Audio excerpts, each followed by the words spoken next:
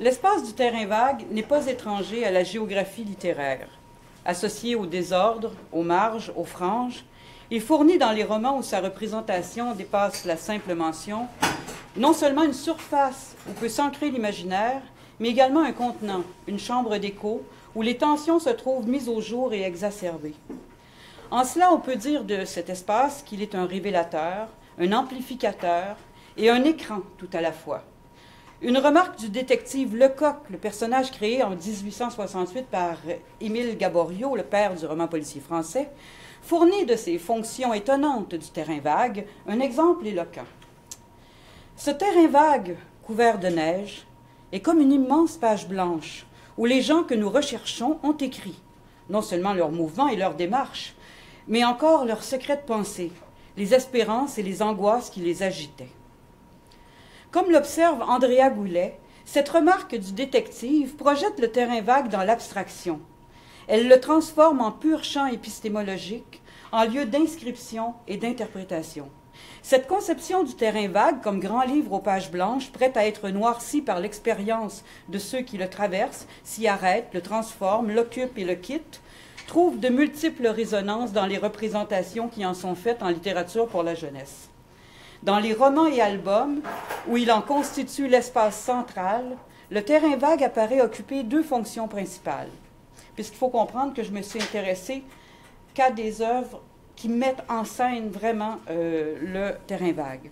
En premier lieu, il agit comme support d'une prise de conscience de soi. Il se présente alors comme un espace transitionnel où le personnage peut éprouver ses forces et ses faiblesses, un lieu où il peut exprimer sans contrainte sa joie comme sa douleur ou sa sauvagerie, une enclave comme un creuset où transformation et métamorphose deviennent possibles. La seconde fonction du terrain vague consiste, elle, également en une prise de conscience, mais sociale celle-là, qu'accompagne le plus souvent une action transformatrice.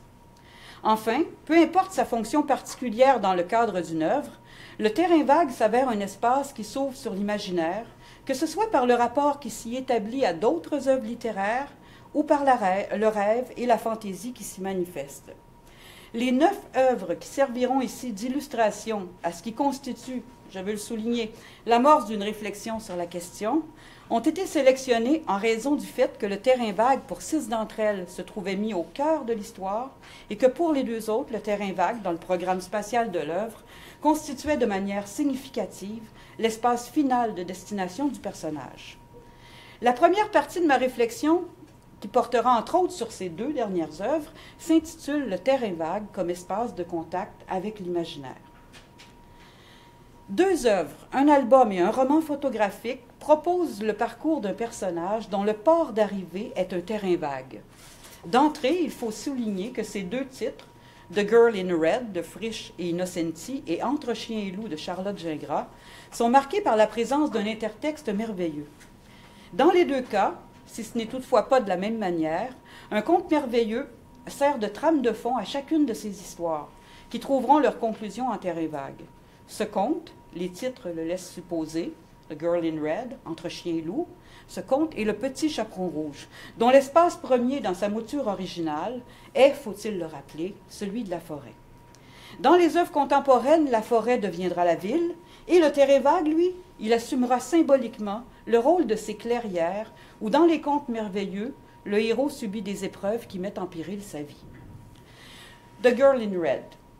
Dans leur réécriture du Petit Chaperon rouge, The Girl in Red, Frisch et Innocenti illustrent de manière exemplaire cette topographie symbolique du conte qu'ils revisitent dans un contexte urbain. La clairière et l'orée du bois des contes deviendront terrain vague. La ville, elle, toute de béton soit-elle, sera forêt. Our story takes place in a forest. Excusez mon anglais. This forest has few trunks and leaves. It is composed of concrete and bricks instead. Après toutes les précautions d'usage de sa mère, Sophia, le petit chaperon des villes, plonge dans la forêt. Au cœur de cette forêt se trouve The Wood, un immense complexe commercial, un monument à la consommation. C'est là que Sophia, en route pour aller tenir compagnie à sa nana malade, succombe à la tentation. La petite fille en rouge s'arrête pour contempler les vitrines et, au sortir du complexe, ne retrouve plus son chemin. The trail is lost. Un motocycliste, de toute évidence émule de Schwarzenegger, vient à la rescousse du chaperon et lui fait faire un bout de chemin sur le périphérique. Or, le bon samaritain ici n'est pas tout à fait ce qu'il y paraît. Sa dualité s'exprime dans sa caractérisation contradictoire. Et je cite, « A smiling hunter, what big teeth he has! » Voilà qui explique qu'ayant aussitôt quitté Sofia, il se rendra chez la grand-mère avec le résultat qu'on sait. Dans l'économie urbaine, comme on peut le voir sur cette image, l'espace sur lequel est posée la caravane de Nana est un terrain vague, certes, mais plus précisément rappelle ces edgelands entre ville et campagne décrits par Marion Short, ces espaces, écrit-elle, apparently unplanned, certainly uncelebrated and largely incomprehensible. De fait, la caravane se retrouve étrangement située, toute coquette sur une terre désertée sous les bretelles de l'autoroute, dans une zone interfacielle entre la ville et sa périphérie. La route qui y mène affiche une sémiotique elle aussi abstruse, cherchant à fournir, comme le terrain vague du détective Lecoq, les clés de sa propre lecture. De nombreux signes, mots, logos et symboles ponctuent l'itinéraire de Sofia en une sorte de salmigondis linguistique et sémiotique. Je vais vous remettre l'image. Par exemple, ce sont des caractères chinois qui, devant les piles de pneus et le cimetière d'automobiles, indiquent la direction vers le centre-ville. Les signes signifient la forêt. Dans cette même scène, le beau temps se conjugue aux nuages de pluie. Des grenouilles sur le chemin, comme les princes des contes de fées, semblent attendre le baiser qui les révélera. De ruelles en terrain vague jusqu'à l'Edgeland, l'histoire originale du petit chaperon rouge se trouve ainsi réécrite. Mais l'histoire ne se termine pas là. Le terrain vague n'est-il pas, disions-nous, le cadre de tous les possibles? Ainsi en sera-t-il. Le conte ne donnera pas lieu à une fin, mais à deux finales. D'abord, la fin horrible, réservée au petit chaperon rouge de Charles Perrault, représentée ici sous la forme du climax d'une scène policière, à la fin de laquelle, on peut le présumer, le coupable sera ou tué ou arrêté. Puis, revirement. Now, children, do not be ashamed of your tears. They are as natural as the rain, but they are not necessary here. Remember the things about stories. Stories are magic. Who says they can have only one ending? Suit alors une nouvelle vue du terrain vague et de la caravane. Voilà Nana et Sofia, saines et sauves, comme dans la version des frères Grimm, mais déjà aux mains de la horde de journalistes qui viennent rendre compte de ce happy ending, signalé de manière artificielle par l'affichette que tient un policier souriant et saluant le lecteur pour marquer la fin de l'histoire. On peut le constater dans The Girl in Red, l'espace prend toute la place, tant les espaces habités et policés que ceux dits espaces délaissés, pour employer la très belle formule de Gilles Clément dans son manifeste du tiers paysage. L'espace chez Frisch et Innocenti n'est pas décoratif, il est parlant, il offre une critique de la société de consommation, de l'aveuglement qui menace l'humain. La représentation du terrain vague à la fin de cette histoire, ces deux visages, celui de la mort et celui de la vie, illustre sans conteste l'invention qui accompagne la mise en œuvre du terrain vague en littérature pour la jeunesse, de même que le sérieux de la réflexion qui, comme on le verra, lui apparaît associé dans tous les cas. Entre chien et loup maintenant de Charlotte Gingras. Dans Entre chien et loup de Charlotte Gingras, une adolescente errant dans la ville laisse derrière elle, comme le petit pousset, des traces sous forme de messages éphémères. Ces derniers, elle les écrit sur un mur de briques, sur le plancher d'une église, sur le napperon d'un restaurant, sur un mur de ciment. Le lecteur adopte la posture de l'homme qui suit la jeune fille anonyme, cet homme qui, la voyant mendier, lui dit au tout début de l'histoire « Je suis travailleur de rue, je t'ai jamais vu dans le secteur, as-tu besoin d'aide? » La mendiante ne lui répond pas, se lève, s'en va.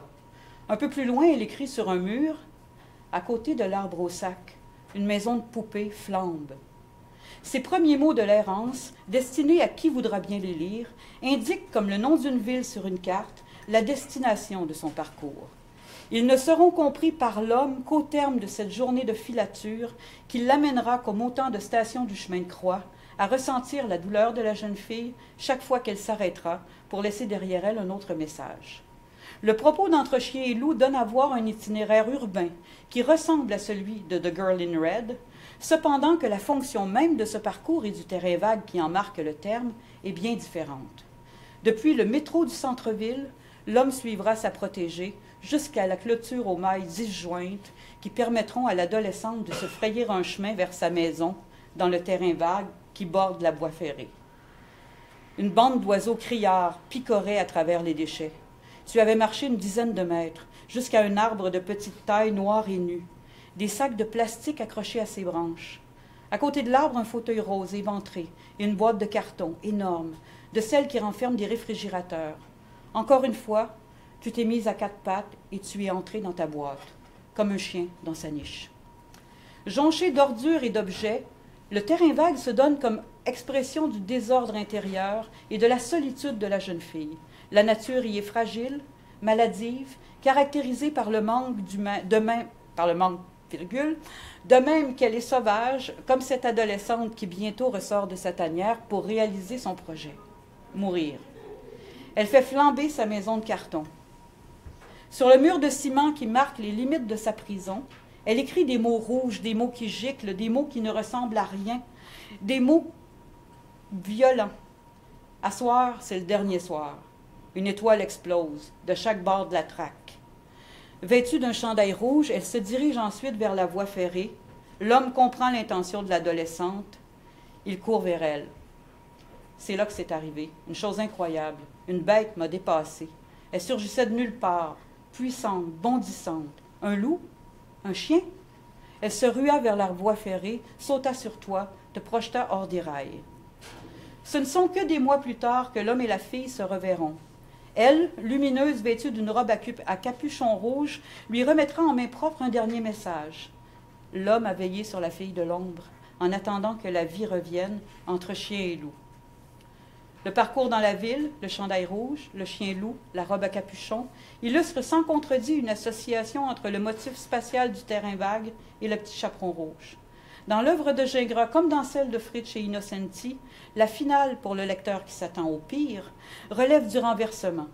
La mort programmée par l'intertexte du conte de Charles Perrault ne survient pas. Dans Entre chien et loup, plus particulièrement, ce qui s'annonçait tragédie, suicide, se révèle métamorphose. Comme s'il s'instaurait entre le texte et le lecteur, par la voie secrète des motifs qui, venus d'autres textes, se déposent sur l'espace final, une sorte de jeu du vrai et du faux. L'espace du terrain vague, dans cette perspective, se révèle ainsi, pour le lecteur, comme un espace ludique. Terrain vague comme espace de la découverte de soi et espace d'une prise de conscience sociale. Alors, j'avais un autre album, mais je vais passer, c'est Le Tunnel d'Anthony Brown, qui se passe, je vais passer vite les images, mais dans un terrain vague. Une mère envoie ses deux enfants dans le terrain vague, puisqu'ils n'arrêtent pas de se chamailler. Et le petit garçon découvre un tunnel, la petite fille s'y engage, et ce sera encore là l'occasion d'un petit chaperon rouge. Alors encore cette association entre le terrain vague et le petit chaperon rouge. La réflexion que nous venons de faire sur les rapports entre le terrain vague et l'imaginaire n'épuise pas la liste des cas de figure qui méritent d'être soulignés. Néanmoins, il sera plus judicieux pour l'heure d'opérer un léger virage pour s'attarder à certains traits qui caractérisent les romans et pièces de théâtre dont l'histoire se déroule pour l'essentiel en terrain vague. Quelques exemples nous serviront à illustrer les fonctions du terrain vague dans ses œuvres, à l'empan plus large, qui permettent l'établissement d'un rapport plus étroit entre le personnage et son espace. Ceci nous permettra de mieux illustrer comment ce terrain vague tangue et frémit lorsqu'il devient espace de la découverte de soi, et comment ce même terrain peut devenir lieu que l'action et la manifestation animent lorsqu'il devient espace d'une prise de conscience du social. D'abord les émotions, le déploiement de soi, l'explosion, devrais-je dire, pour parler de Supernova, une pièce de théâtre de Catherine Dell destinée aux adolescents et aux jeunes adultes. Dans cette pièce, un terrain vague est pris d'assaut par trois adolescents, Brésil, 12 ans, et sa sœur Rachel, 14 ans, aussi Mathilde, la meilleure amie de Rachel. L'histoire est complexe, difficile à résumer. Disons que Brésil et Rachel sont tous deux abusés sexuellement par leur père, qui, à ce moment, occupé par quelqu'un d'autre, leur a demandé de faire de l'air. Brésil est là, quelque part, derrière, à tuer et à enterrer des chats, en leur donnant des noms d'étoiles, pour créer sous le sol du terrain vague une galaxie. De son côté, Mathilde découvre son désir pour son amie Rachel et ne cesse de la questionner sur son corps qui change, veut la toucher, exprimer ce qui émerge. Les trois personnages entretiennent un rapport d'attachement très fort au terrain vague, ce que marque la prise du sous-sol par Brésil et celle de la surface par les deux adolescentes qui décident d'y ériger un totem fait d'une pancarte trouvée là. Or, ces mots qu'ils veulent écrire dans la terre en y plantant comme des découvreurs leur croix vont leur échapper. Le panneau emprunté à l'espace d'avant eux porte déjà des inscriptions. Un avis d'urbanisme, l'annonce d'une prochaine construction. Une réunion des formations est convoquée. Rachel et Mathilde s'y préparent sérieusement, mais elles sont refoulées à l'entrée. Vous n'avez pas 18 ans. De là, le désespoir. Ce sera la dégringolade, jusqu'à ce que Brésil tue Mathilde, puis se tue lui-même. La mort encore, mais ici inéluctable et réussie. Le terrain vague dans cette pièce est un réceptacle des douleurs trop vives des personnages et une surface prometteuse d'un mieux-être. Occuper ce territoire, c'est apprendre pour Rachel, l'enfant abusé, à s'appartenir. Le totem, c'est nous. Ils ne peuvent pas y toucher. C'est loin maintenant, ces affaires. On n'y touche pas à ça. Ce terrain est à nous. Ça, c'est à moi encore, et ça reste. Ça seulement. J'interdis d'y prendre même un bout, même tout petit. Le terrain vague est donc ce corps recomposé sur les corps décomposés, eux-mêmes par ailleurs promis à la lumière, tel qu'en témoigne cet extrait de la dernière réplique de Brésil avant de mourir, cette réplique qui clôt la pièce. On aura parlé loin, loin dans la Terre en son centre, loin dans la galaxie. Je vais dégager autant de lumière que 10 000 millions de soleils, 10 000 millions de soleils qui parleront pour nous. Ça y est, Rachel, enfin, je vais chercher du secours, Rachel. Ça y est. Il pointe l'arme dans sa bouche et tire. De la lecture de cette dernière œuvre très dure, j'avoue, mais aussi des autres qui l'ont précédée, une constatation semble se faire jour. L'occupation du terrain vague par les enfants ou les adolescents en autonomie s'accompagne inévitablement, c'est du moins le cas ici, d'une joute avec la mort, comme les héros des contes de fées ou des romans médiévaux qui, dans les clairières, jouent leur vie sur un coup d'épée, un sort ou la flamme du dragon. Serait-ce dire que ce qui touche enfants au terrain vague risque de quelque manière de se brûler? Veut-on ici prévenir les enfants du danger de ces lieux que l'imaginaire policier ne manque pas de dessiner glauques? Voilà en tout cas une hypothèse qu'une recherche plus approfondie pourrait permettre de confirmer ou d'infirmer. Elle s'avère d'ailleurs d'autant plus intéressante que dans les romans que je n'ai pas encore évoqués et que j'aurai probablement pas le temps d'évoquer, Le Jobard, Le Cabanon de l'oncle Joe et La Fille de la forêt, l'appropriation de l'espace du terrain vague est le fait d'adultes, ici des hommes, dans tous les cas, et non d'enfants. Dans ces cas, le terrain vague profite de l'attribution d'une valeur plus intrinsèquement positive. Les adultes, pour la plupart assez originaux, qui en prennent possession, le modèlent à leur guise et en font un espace accueillant pour les enfants. Ainsi, le Jobard, dans le roman éponyme, est-il un vieux grincheux dont la maison jouxte un terrain vague où il est à construire une mystérieuse tour en bouteille de verre. Les jeunes du quartier le craignent et leurs parents croient que le Jobard est un criminel. Le vieil homme se voit donc caractérisé par les autres, à l'image de l'espace d'apparence désordonnée qu'il investit. Au final, toutefois, le terrain vague se trouvera être le reflet non de quelque chose de négatif, mais bien de la différence, reconnue du Jobard. Aussi, ce seront ceux de l'extérieur, enfants comme parents, qui, après avoir eu le courage de pénétrer dans son territoire, s'en trouveront changés à jamais. Et j'en passe, et j'en passe. En conclusion, je dirais qu'enfant comme adulte, les terrains vagues m'ont toujours fasciné. Je les ai observés, photographiés, y ai déambulé, les ai traversés. Toujours, toutefois, ces espaces me sont apparus porteurs d'autre chose.